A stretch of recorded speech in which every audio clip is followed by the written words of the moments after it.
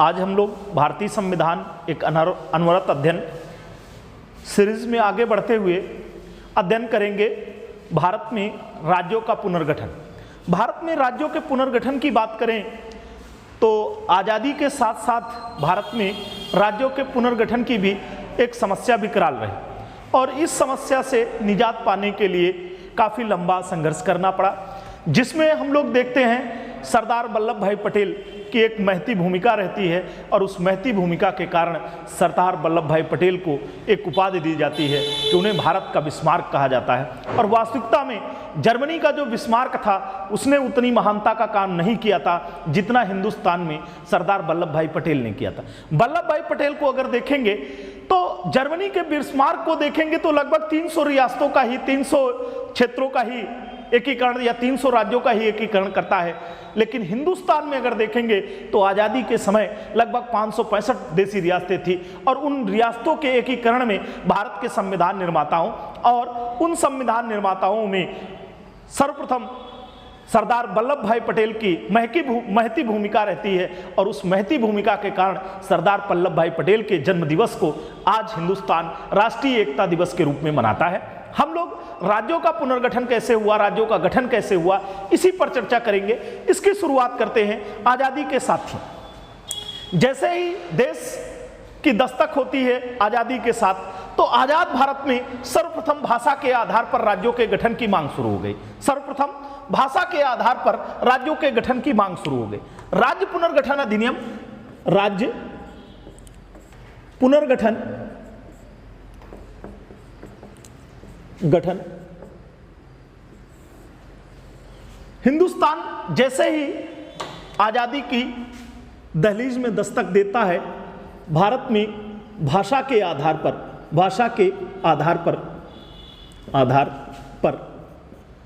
राज्यों की गठन की मांग शुरुआत हो जाती है। राज्यों के गठन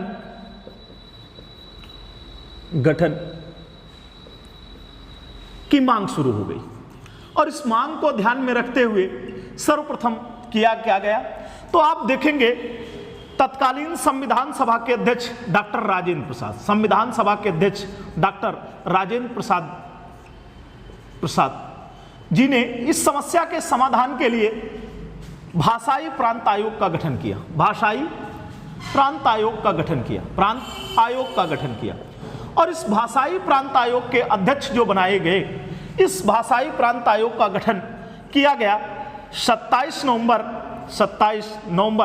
1947 को और इस भाषाई प्रांत आयोग की अध्यक्षता कर रहे थे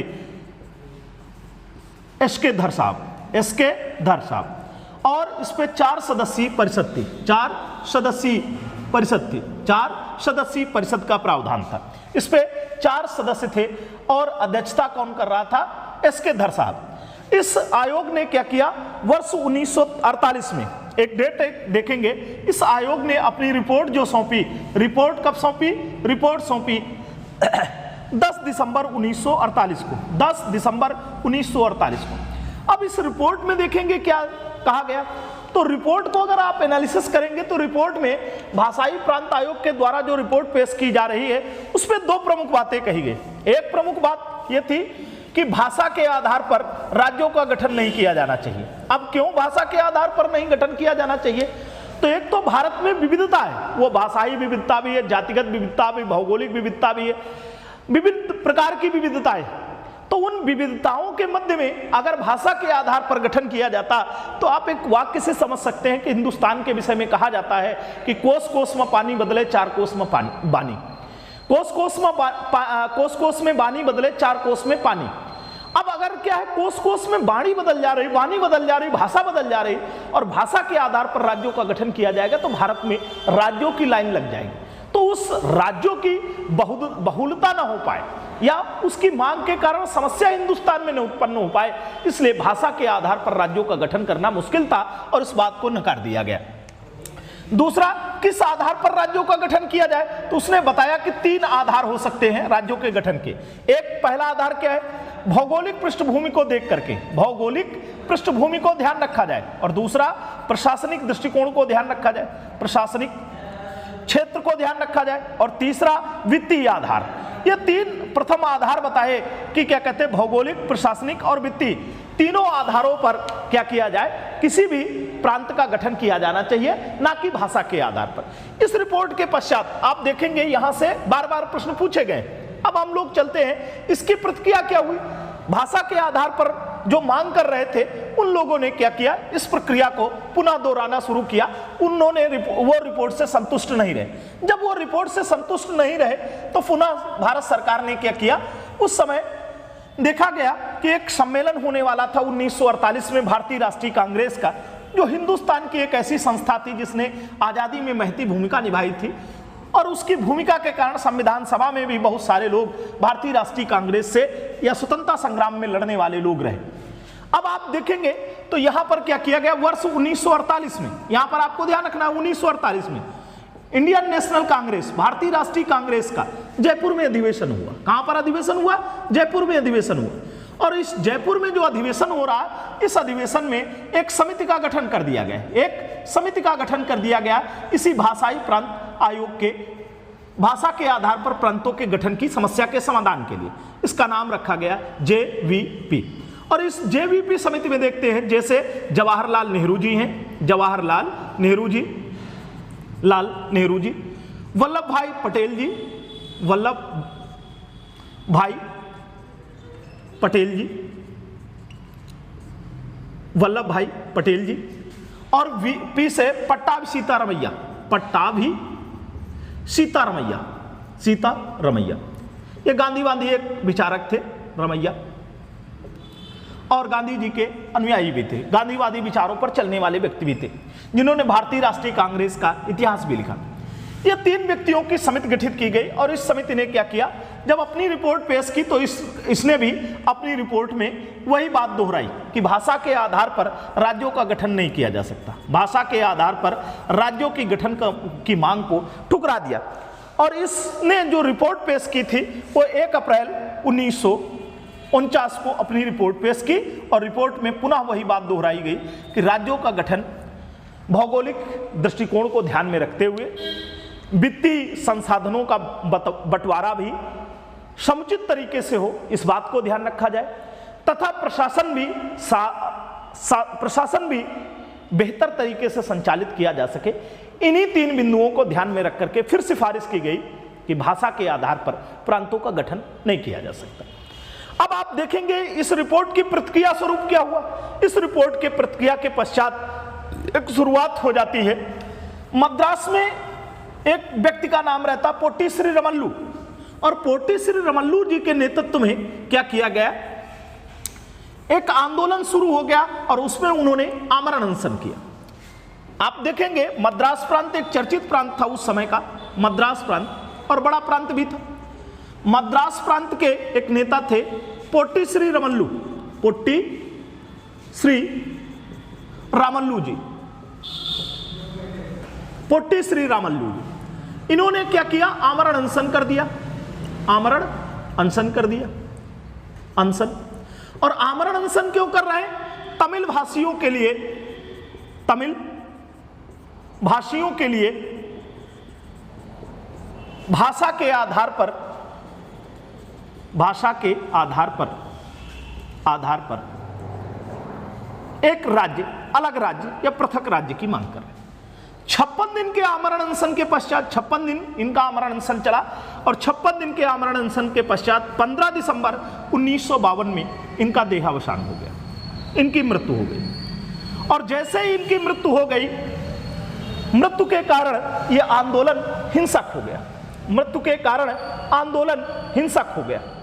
और जैसे ही आंदोलन हिंसक हो गया, आंदोलन के हिंसकपन को देखते हुए इस समस्या की निजात के लिए कारण क्या था कि तत्कालीन भारत जिसने अभी अभी आजादी प्राप्त की थी, भुखमरी, लाचारी, गरीबी, अशिक्षा, सुरक्षा, सांप्रदायिकता आदि अनेक समस्याओं से ग्रसित था, और उसमें से एक नई समस्या बनी थी भाषा के आधार पर राज्यों के गठन की मांग। अब क्या है, तत्कालीन प्रधानमंत्री ने, जब आंदोलन हिंसक हो गया तो तत्कालीन प्रधानमंत्री पंडित जवाहरलाल नेहरू क्या किया, तत्कालीन प्रधानमंत्री पंडित जवाहरलाल नेहरू ने 1 अक्टूबर 1953 को, ये आपको डेट ध्यान रखनी है, 1 अक्टूबर 1953 को आंध्र प्रदेश का भाषा के आधार पर आंध्र प्रदेश राज्य का गठन कर दिया। आंध्र प्रदेश राज्य भाषा के आधार पर गठित स्वतंत्र भारत में पहला राज्य। स्वतंत्र भारत में भाषा के आधार पर गठित पहला राज्य कौन सा है? तो आपको ध्यान रखना है कि पहला राज्य आंध्र प्रदेश है और इसका गठन 1 अक्टूबर 1953 को तत्कालीन परिस्थितियों के कारण किया गया। यहां से आप देखेंगे बार बार क्वेश्चन आए हुए हैं और इन क्वेश्चनों को इसी से आपको ध्यान दे लेना है। इस डेट पर क्वेश्चन आया, भाषा के आधार पर गठित पहला राज्य कौन सा है, किस कारण से आया? पोट्टी श्रीरामुलु जी के आमरण अनशन कारण। क्यों? मद्रास में। किसके लिए? तमिल भाषियों के लिए। कारण क्या है? आंदोलन का हिंसकपन। अब यहां पर अगर इसके बाद चले तो देखिएगा, जब कोई एक परिपाटी बन जाती है तो लोग उसको फॉलो करना प्रारंभ कर देते हैं। अब यहां पर लोगों को लगा कि अगर हिंसक आंदोलन के माध्यम से ही, हिंसकपन के कारण ही लोगों को राज्य की मांग प्राप्त हो सकती है तो लोग उसको करेंगे। तो अब क्या किया गया? अब लोग ऐसी परिपाटी ना बने, इसके लिए भारत सरकार ने तत्कालीन भारत सरकार ने 1953 में एक आयोग का गठन कर दिया गया और उस आयोग का नाम रखा गया राज्य पुनर्गठन आयोग 1953। अब ये जो राज्य पुनर्गठन आयोग 1953 है, इसने जाकर के 1956 में अपनी रिपोर्ट सौंपी और इसकी रिपोर्ट के आधार पर एक अधिनियम या एक्ट भारतीय संसद ने पास किया। आप यहां पर ध्यान रखेंगे 1953 और 1953 में क्या किया गया? एक राज्य पुनर्गठन आयोग स्थापित किया गया। राज्य पुनर्गठन आयोग, राज्य पुनर्गठन आयोग। और इस राज्य पुनर्गठन आयोग में क्या किया गया? अध्यक्षता किसने की? तो अध्यक्षता ध्यान रखेंगे, अध्यक्षता न्यायमूर्ति थे, अध्यक्षता न्यायमूर्ति फजल अली जी ने, न्यायमूर्ति फजल अली जी ने, फजल अली जी ने, फजल अली। एक बार नहीं, कई बार प्रतियोगी परीक्षाओं में यहां से आपको प्रश्न मिल जाएगा। और सदस्यता जो थी, 2 सदस्य थे, सदस्यों में 2 सदस्य, और 2 सदस्य कौन कौन से थे यह ध्यान रखना है। एक का नाम है हृदयनाथ कुंजरू, हृदयनाथ कुंजरू, और दूसरे हैं के.एम. पणिक्कर जी, हृदयनाथ कुंजरू, और दूसरा नाम है के.एम. पणिक्कर जी या पणिक्कर जी, पणिक्कर जी। ये 2 सदस्य रहते हैं। इस आयोग ने क्या किया? इस आयोग ने 30 दिसंबर 1956 को, 30 दिसंबर 1956 को अपनी रिपोर्ट सौंपी और इसने जो रिपोर्ट सौंपी उसकी रिपोर्ट की सिफारिश के आधार पर रिपोर्ट सौंपी, इसकी रिपोर्ट के आधार पर 1956 में एक एक्ट पास किया गया और इस एक्ट का नाम रखा गया राज्य पुनर्गठन अधिनियम। अब यहाँ पर प्रतियोगी छात्रों को यह ध्यान रखना होगा, अन्य जो लोग पढ़ रहे हैं कोई बात नहीं, लेकिन जो प्रतियोगी छात्र हैं उनको पीटी के लिए यह ध्यान रखना है राज्य पुनर्गठन अधिनियम। तो अधिनियम किस वर्ष का है और आयोग किस वर्ष का है? प्रथम दृष्टया जब लोग प्राथमिक परीक्षाएं या ऑब्जेक्टिव प्रश्न हल करते हैं तो वो आयोग और अधिनियम में अंतर नहीं कर पाते। यहां ध्यान रखें, कमीशन है और यहां पर एक्ट की बात की जा रही है। यहां पर किसकी बात की जा रही है? एक्ट की। और वहां पर किसकी बात की गई है? कमीशन की। तो उसके आयोग की सिफारिश पर अगर आज के परिप्रेक्ष्य में देखेंगे तो जब भी कोई हिंदुस्तान में समस्या होती है तो उसके लिए प्रावधान किया जाता है कि कमेटी या कमीशन का गठन किया जाता है और कमेटी या कमीशन जो रिपोर्ट सौंपता है उसकी रिपोर्ट की सिफारिश के आधार पर जो सिफारिशें मानने योग्य होती हैं, जो सिफारिशें वाजिब होती हैं, उनके आधार पर उस एक्ट या कानून को भारतीय संसद द्वारा या राज्य विधानमंडलों द्वारा पारित किया जाता है। तो आपको 2 बिंदु ध्यान रखने, कमेटी और कमीशन। बहुत सारे कमीशन और कमेटी भारतीय संविधान का अध्ययन करते हुए आप पढ़ेंगे, यहां पर ध्यान रखेंगे। तो अब क्या किया गया? यह राज्य पुनर्गठन अधिनियम। उसके अधिनियम के साथ साथ एक और बात ध्यान रखना है, 7वां संविधान संशोधन 1956 किया गया। यह 7वां कॉन्स्टिट्यूशन अमेंडमेंट हुआ, 7वां कॉन्स्टिट्यूशन अमेंडमेंट हुआ, 7वां संविधान संशोधन, 7वां संविधान संशोधन 1956 हुआ। और इस अधिनियम 1956 के तहत, संशोधन अधिनियम 1956 के तहत या फिर इस अधिनियम के तहत 14 राज्यों और 6 केंद्र शासित प्रदेशों, 14 राज्यों और 6 केंद्र शासित प्रदेशों का गठन किया गया तथा एक पहले से पूर्व परिपाटी चली आ रही थी कि भारतीय राज्यों को ए, बी, सी और डी, यहां पर अब अगर आप ध्यान देंगे ये 4 कैटेगरियां होंगी। ABCD, या फिर हिंदी में कह सकते हैं का, खा, गा, घा। ये 4 श्रेणी में राज्य बटे हुए थे और उनकी चारों की राज्यों की जो ये श्रेणियां थी ABCD, इनको समाप्त कर दिया गया और अब केवल 2 कोटि बना दी गई, एक राज्य और दूसरे केंद्र शासित प्रदेश। आज भी इसी कोटि पर भारत में राज्यों का गठन या पुनर्गठन किया जाता है, या है राज्य तो एक राज्य है और दूसरे केंद्र शासित प्रदेश, तीसरी कोई प्रणाली ऐसी नहीं बनाई गई। तो 2 आधारों पर राज्यों का डिवाइडेशन, एक राज्य और दूसरे केंद्र शासित प्रदेश। इस कहानी के पश्चात आप देखेंगे ये 14 राज्यों के पश्चात आगे क्या देखेंगे, भारत में समय समय पर राज्यों का गठन किया गया और वो जो समय समय पर राज्यों का गठन किया गया यहां से शुरुआत हुई। क्यों? क्योंकि कुछ राज्य बहुत ज्यादा बड़े थे और उनमें क्या है कि 1 या 2 विविधताएं, या तो जाति, या तो भाषाई, या तो धार्मिक, विभिन्न प्रकार की विविधताएं थी और उनको ध्यान में रखते हुए क्या किया गया, राज्यों का गठन कर दिया गया। अब यहां से आप देखेंगे तो 15वां और 15वें से लेकर के 29 राज्य कैसे बनते हैं और 29 राज्य के पश्चात उनके सम्मेलन से, मिलन से, विलय से कैसे राज्यों की संख्या 28 हो जाती है और 28 के पश्चात फिर पुनः संख्या ये कैसे 28 राज्य और 8 केंद्र शासित प्रदेशों में तब्दील हो गई, या वर्तमान के जो राज्य हैं उनकी क्या स्थिति है, इस संबंध में आगे हम लोग चर्चा करेंगे। देखिएगा, जैसे 14 तक तो आपने पढ़ लिया, 15वां राज्य कौन सा बना, यहां से ध्यान रखेंगे। तो एक पहले से प्रांत था जिसका नाम था बंबई, और बंबई प्रांत को क्या किया गया, बंबई प्रांत जो था यह एक बड़ा प्रांत था और 1960 में बंबई प्रांत को अलग करके क्या किया गया, इस पे 2 बना दिए गए, एक महाराष्ट्र बना दिया गया और दूसरा गुजरात। गुजराती भाषियों के लिए गुजरात बना और महाराष्ट्र जो बंबई था वो महाराष्ट्र के रूप में तब्दील हो गया। तो भारत का 15वां राज्य बन गया गुजरात। 16वें राज्य पर बात करें तो 16वां राज्य कौन सा है, तो 16वें राज्य की बात करें तो इसी तरीके से एक प्रांत था 1963 में एक प्रांत था असम। क्या नाम था, असम। और असम को क्या किया गया, 1963 में विभाजित कर दिया गया और इससे एक नया प्रांत निकाला गया जिसका नाम हो गया नागालैंड। क्या नाम हो गया, नागालैंड। तो नागालैंड भारत का किस नंबर का स्टेट बना, तो नागालैंड भारत का 16वां राज्य बन गया। और किसको काट करके बना, तो असम को काट करके। फिर उसके बाद 1966 में देख लेंगे। अब बहुत सारे प्रतियोगी छात्र हैं जो टीजीटी, पीजीटी या नेट या फिर प्रोफेसर का एग्जाम देना चाहते हैं, उनके यहाँ जीएस में आप देखेंगे तो इनको तैयार करना तो 1960, 63, 66 ये क्रमबद्धता आप ध्यान रख सकते हैं कि 66 में क्या किया गया, तो 17वां स्टेट बना दिया गया। अब ये 17वां स्टेट कौन सा बनाया गया, तो 17वें स्टेट के विषय में देखेंगे तो एक पहले से पंजाब राज्य था और इसमें हरियाणा भी तब शामिल था। तो पंजाब से क्या किया गया, जो हरियाणवी भाषी थे उनको अलग कर दिया गया और एक नया प्रांत बन गया हरियाणा। और उसके पश्चात आप देखेंगे तो 18वां एक प्रांत बनाया गया। 18वें प्रांत के रूप में आप देखेंगे तो 18वें प्रांत को भी ऐसे किया गया 1971 में, 1971। और 1971 में कौन सा प्रांत है, तो इसका नाम है हिमाचल। हिमाचल की कंडीशन देखेंगे तो ये हिमाचल प्रांत 1971। अब इसकी क्या विशेषता है, 1971 में जो ये प्रांत बनाया गया ये पहले एक केंद्र शासित प्रदेश था, केंद्र शासित प्रदेश के रूप में शामिल था, लेकिन 1971 में इसे क्या बना दिया गया, भारत का पूर्ण राज्य। और पूर्ण राज्य किस नंबर का, 18वां हिंदुस्तान का पूर्ण राज्य बना कौन, हिमाचल। इसके पश्चात आप देखेंगे 1972 में कई प्रांतों के नाम बदले गए और कई परिवर्तन आए। इसको आप ध्यान रखते रहेंगे, नोट कर लेंगे, लिख लेंगे।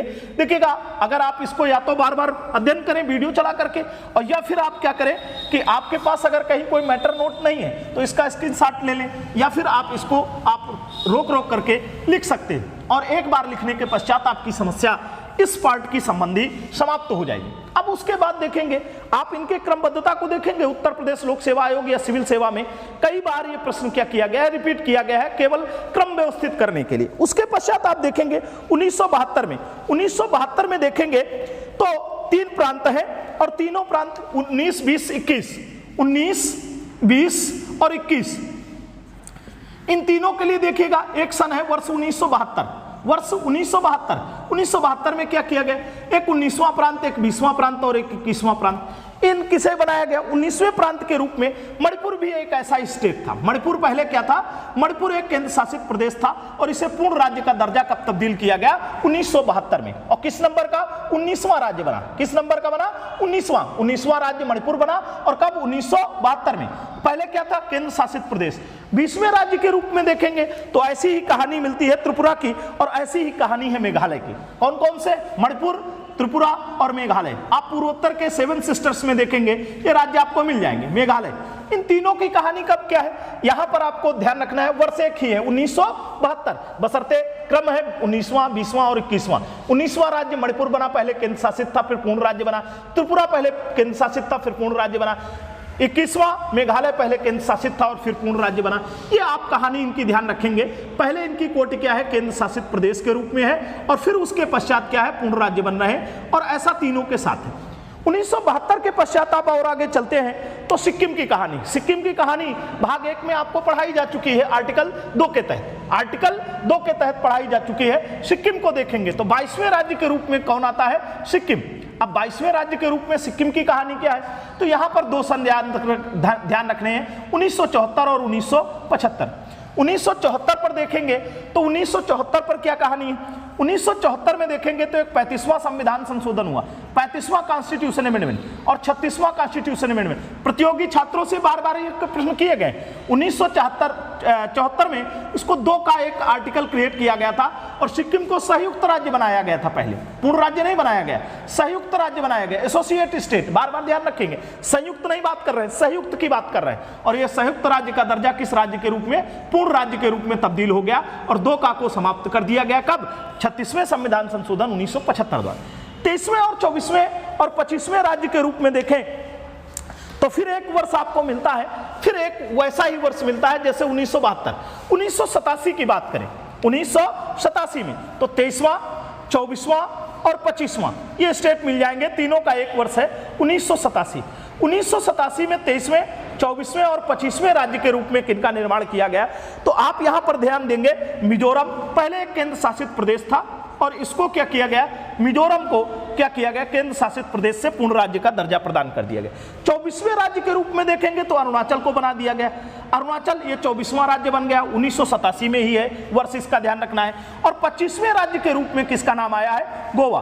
और गोवा को पहले देखेंगे, गोवा की कहानी अलग है। ये पहले दमन द्वीप के साथ एक केंद्र शासित प्रदेश हुआ करता था और गोवा और दमन द्वीप को अलग करके गोवा, दमन द्वीप को केंद्र शासित और गोवा को एक अलग राज्य या 25वें राज्य के रूप में ले आया गया। और 25वां राज्य कौन सा बन गया, गोवा। तो ये कहानी आपको ध्यान रखनी है, क्रम ध्यान रखना है, सीरियल ध्यान रखना है, चाहे इसको आप स्क्रीनशॉट ले लें चाहे फोटो कर ले। कई सारे प्रश्न बार बार इन्हीं से आपको मिलते रहेंगे लगातार। फिर आगे चलते हैं हम लोग। आगे चलने पर 26, 27 और 28 उनके लिए भी एक वर्ष है और एक हम स्ट्रक्चर बना दे रहे हैं आपको। उस स्ट्रक्चर पर 26, 27, 28 ये तीनों राज्य आपको एक ही क्रम से एक ही बार में पता चल जाएंगे। उसके 3 कोड हैं और वो कोड इस क्रम से लिख लेना। देखिएगा, वर्ष 2000 की बात है। वर्ष 2000 में क्या किया गया, वर्ष 2000 में यह प्रावधान किया गया, 1, 9, 1, 9 और 15 ये तारीखें ध्यान रखनी, 1 नवंबर, 9 नवंबर और 15 नवंबर को। ये तिथियां ध्यान रखेंगे तो 1 नवंबर, 9 नवंबर और 15 नवंबर। अब इस पर ध्यान रखिएगा, 26, 27, 28 हम 25 राज्यों तक पढ़ चुके थे। 25वां राज्य गोवा बना था। अब 26वां और 27वां, 28वां ये 3 राज्य एक ही वर्ष बने 2000 में। कब कब, 1, 9, 15। 1 नवंबर को 26वां, 9 नवंबर को 27वां, 15 नवंबर को 28वां। कैसे बने, इनका ये कोड ध्यान रखना, छा उ झा, ये आपको ध्यान रखना है, छा उ झा। ये भी आपको कोडिंग ध्यान रखनी है। क्यों, क्योंकि छा से छत्तीसगढ़, उससे उत्तरांचल और झा से झारखंड। ये राज्य कौन सा बना, झारखंड। और ये राज्य कौन सा बना, पहले उत्तरांचल था, उत्तरांचल, और अब इसका नाम हो गया है यूके। क्या नाम हो गया है, यूके। कमेंट करके बताइएगा उत्तरांचल को यूके के रूप में कब तब्दील किया गया। और 6 से छत्तीसगढ़, 6 से छत्तीसगढ़, छत्तीसगढ़। अब इस छत्तीसगढ़ की कहानी देखें। अब क्या किया गया, यहां पर एक कोड फिर आपको ध्यान रखना है। क्या ध्यान रखना है, MUB। ये आप एक बार कर लेंगे तो सारी कहानी कंप्लीट हो जाएगी। क्या है, M का मतलब क्या है, यहां पर दिया गया है मध्य प्रदेश को काट करके छत्तीसगढ़ बनाया गया। छत्तीसगढ़ 26वां राज्य बना, कब, 1 नवंबर 2000 को। दूसरा यू से यूपी, यूपी को काट करके क्या बनाया गया, उत्तरांचल या उत्तराखंड, और यह 27वां राज्य बना 9 नवंबर 2000 को। फिर आप देखते हैं बिहार को काट करके झारखंड बनाया गया और झारखंड 28वां राज्य बना 15 नवंबर 2000 को। अब इसके पश्चात देखेंगे एक और स्टेट बना, एक और स्टेट बना कब, 2 जून 2014 को, जो 2 जून 2014 को। अब ये 2 जून 2014 की जो कहानी है इसको देखेंगे, आंध्र प्रदेश को काट करके, आंध्र प्रदेश को काट करके एक नया राज्य बनाया गया जिसका नाम हुआ तेलंगाना। और तेलंगाना भारत का 29वां राज्य बना। तेलंगाना भारत का 29वां राज्य बना। कब? 2 जून 2014 को। किसको काट करके? आंध्र प्रदेश को। तो ये 29 राज्य हो गए आपके, 29 स्टेट हो गए थे। लेकिन फिर क्या किया गया? फिर इसमें बदलाव आया और ये बदलाव 2019 और 20 में देखने को मिलते हैं। 2019 और 20 में क्या बदलाव देखने को मिलते हैं, इस पर चलते हैं, फिर आपको पता चल जाएगा कि कितने केंद्र शासित प्रदेश और कितने राज्य हैं वर्तमान समय में। इसको अगर देखें तो ये कहानी, इसको देखेंगे तो जम्मू कश्मीर के साथ 2 परिवर्तन किए गए। सर्वप्रथम जम्मू कश्मीर को विशेष राज्य के दर्जे से समाप्त किया गया। उसमें जो विशेष राज्य का दर्जा था उसको समाप्त किया गया वर्ष 2019 में। और 2020 में अगर देखेंगे तो एक और परिवर्तन किया गया। यहां पर क्या देखेंगे, यहां पर 2 वर्षों को देख लें तो पता चल जाएगा। एक 2019 में 2 तिथियां ध्यान रखनी है। 5 अगस्त 2019 को क्या किया गया? 5 अगस्त 2019 को जम्मू कश्मीर का जो 370 और 35A के तहत विशेष राज्य का दर्जा था, यह विशेष राज्य का दर्जा समाप्त कर दिया गया और वह एक सामान्य कोटि में आ गया। और 31 अक्टूबर ध्यान रखेंगे, 31 अक्टूबर, और कमेंट करके बताइएगा 31 अक्टूबर को कौन सा दिवस मनाया जाता है और कब से उस दिवस की शुरुआत की गई, उसका रीजन क्या है। 31 अक्टूबर 2019 को क्या किया गया? ये जो जम्मू कश्मीर है, जो जम्मू कश्मीर था, जम्मू कश्मीर, इसको हमने पूर्व के वीडियो में बताया देशी रियासतों के एकीकरण में, वहां पर आप देख लीजिएगा मैप के थ्रू। अब क्या किया गया? यहां पर जम्मू कश्मीर को 2 केंद्र शासित प्रदेशों में विभाजित कर दिया गया। 2 केंद्र शासित प्रदेश बना दिए गए। और ये केंद्र शासित प्रदेश कौन कौन से बने? तो केंद्र शासित प्रदेश बन गए, एक जम्मू कश्मीर का इलाका, और दूसरा एक केंद्र शासित प्रदेश बन गया लद्दाख। कौन सा बन गया? लद्दाख। तो अब क्या हो गया? केंद्र शासित प्रदेशों की संख्या पहले कितनी थी? 7, और इनको 2 को जोड़ देंगे तो 9 हो गई। और फिर क्या हो गया? अब देखिएगा, आप ध्यान रखिएगा 2020 की कहानी। 2020 में क्या किया गया? 2020 में गणतंत्र दिवस के दिन 26 जनवरी 2020 को एक घोषणा की गई और उस घोषणा में कहा गया 2 केंद्र शासित प्रदेश। एक का नाम था पहले दमन और दीव। ये पहले क्या है? दमन द्वीप एक केंद्र शासित प्रदेश था और दूसरे का नाम था एक दादरा नगर हवेली। और ये दादरा नगर हवेली, ये जो 2 केंद्र शासित प्रदेश थे, इन दोनों को घोषित कर दिया गया कि अब दोनों एक हो जाएंगे और पूरा हो जाएगा दमन द्वीप दादरा नगर हवेली। और इस वजह से क्या हुआ? पहले केंद्र शासित प्रदेशों की संख्या 7 थी और 2 जुड़ गए, जम्मू और कश्मीर, तो बन गए कितने? 9, और बाद में 2 फिर 1 में कर दिए गए तो 1 घट जाएगा और बचेंगे कितने? 8। तो अब क्या होगा? लेकिन एक और कहानी होती है, वो राज्यों की संख्या जो 29 हो चुकी थी, वो 29 संख्या भी घट करके किस पर आ गई? 28। तो वर्तमान समय में इस हिंदुस्तान में, इस भारत में कितने राज्य हैं? तो 28 राज्य और 8 केंद्र शासित प्रदेश हैं। ये आपको ध्यान रखना है। इसके पश्चात हम लोग अगली क्लास नागरिकता पर करेंगे।